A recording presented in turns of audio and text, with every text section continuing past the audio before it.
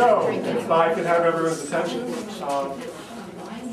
Everyone ready? I am Warren Berger, and I'm a member of the Marmaduke Writing Factory. And we're a group of writers, and we use this space, we just formed recently, we use this space to write. But we also intend to use it occasionally to have events like this. So this is our first inaugural event, so we're kind of excited to have you here. So just real quickly, what's the purpose of this group? To support one another as a collective of writers. In some ways, writers are under more pressure now than ever before because of the marketplace, because of technology. Actually, in a lot of ways, writers need support from each other more than they ever have before. And that's why it's important to kind of have a network that you can connect with. And that's the idea here. It can be as simple as, asking each other dumb questions like, how do I use Twitter to promote my new book? Or in the case of me, the question might be, what is Twitter?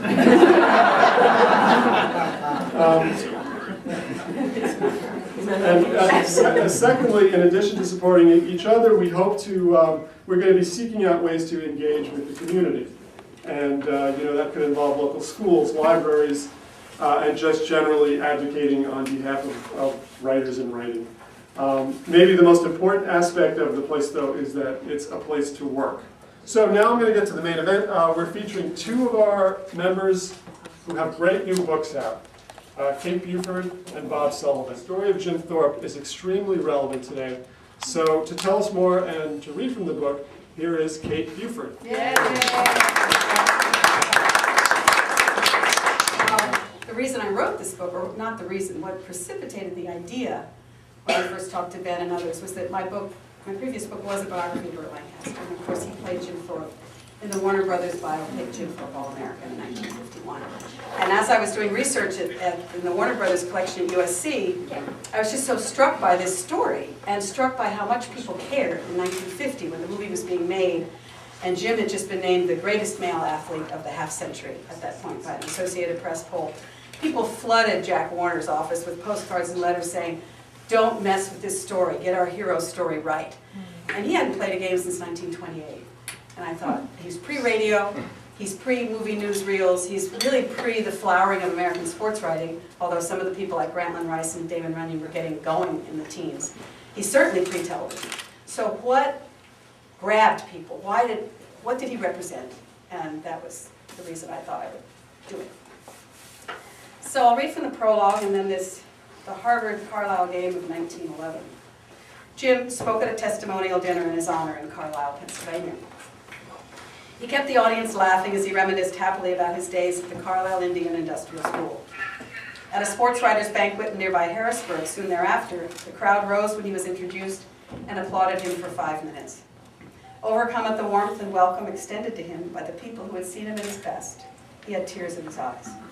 He had been stoic for so long, and the sadness, anger, and helplessness that had been festering for years now flooded over him.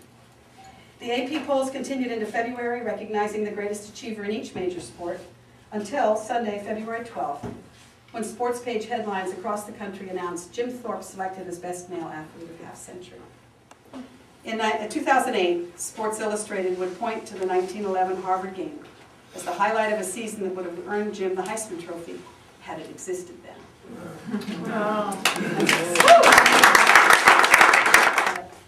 We have it here at Marmaduke on reputable authority that the next WikiLeaks release of information will reveal a series of cables from Stockholm. Bob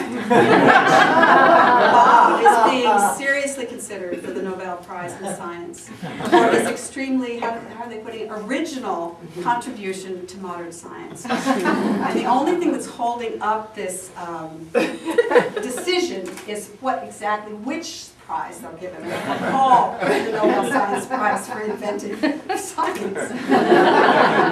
Anyway, he's written the most delightful book. It is just a treasure. So we are not worthy. Give it up for. As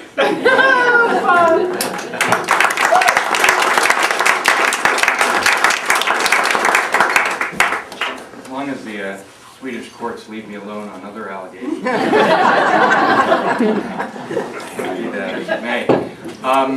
I have it on excellent authority that that the elf known as Santa Claus is pleased and proud to share the stage tonight with as great a fellow legend as Jim Thorpe. And that's how pleased I am to share the stage with this wonderful writer as Kate. The book, as Kate mentioned, came out 15 years ago, so it's her heavy lifting is more recent. Even this season of its reissue, it seems like a long time ago to me.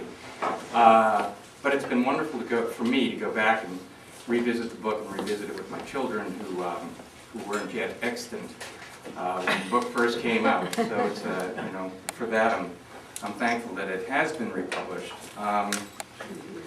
All you need to know, I'll start in, tonight I thought I'd read about Rudolph.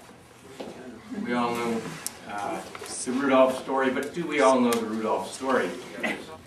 As I said, Rudolph is not a big deer, says Steger, so Santa doesn't want to just hitch him to the team and use him for every trip. Even as it is, Rudolph stays in recovery until nearly June each year. He's a small deer with a big heart.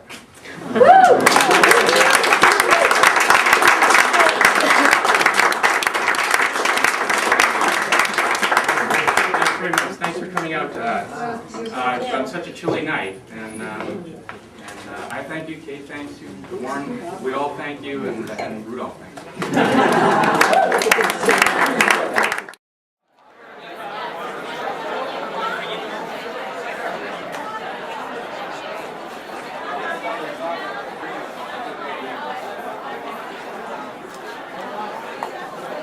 All right.